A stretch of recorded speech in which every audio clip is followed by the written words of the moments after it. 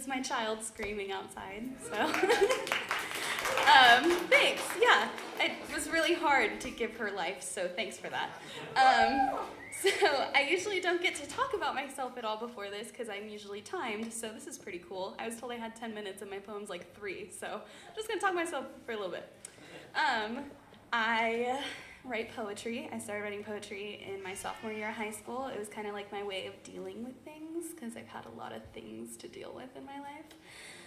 You can tell I'm a poet because of my choppy pixie and my overwhelming sense of self-doubt. But anyway, so this poem I wrote about 2 years ago, and it's still one of my favorites. I actually think I'm going to stand instead of sitting on this chair, so give me just a second. She can come up here, Lynn. So this poem is called Daddy Issues.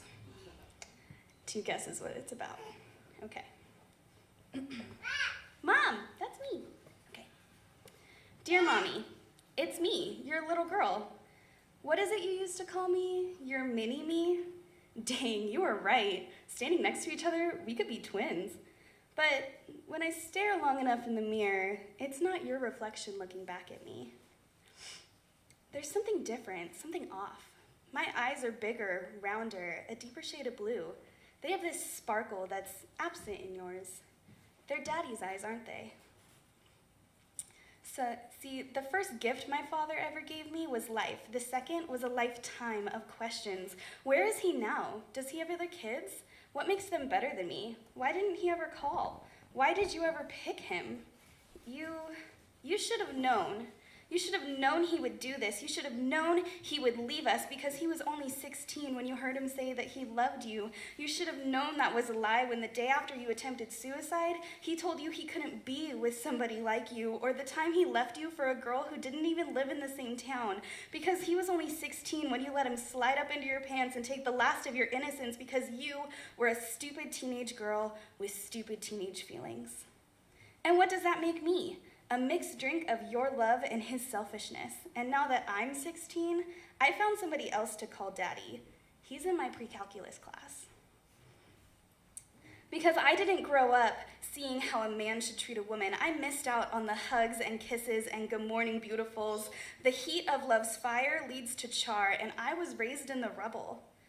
I was raised in the name-calling and the lies and long bitter custody battles. What language does a signature on a child support check translate to I love you? Now that I'm 16, I've convinced myself that the feeling of his hands running up and down my body feels good enough to call love, just like you did.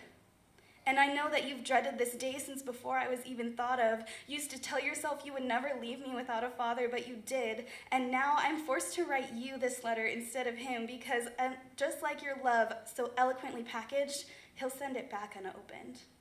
I am now every man's wet dream, a naive young girl with daddy issues. Mommy, I'm coming to you because I don't know where else to turn. I beg you, teach me what love is before it ruins me like it did you.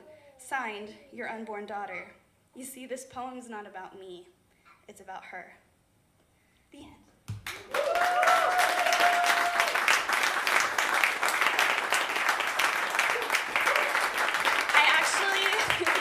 The first time I wrote that poem was at a poetry slam in Ashland. I don't know if you guys ever went to the Caldera for the slams there. I don't know if they still do it, but it was last night.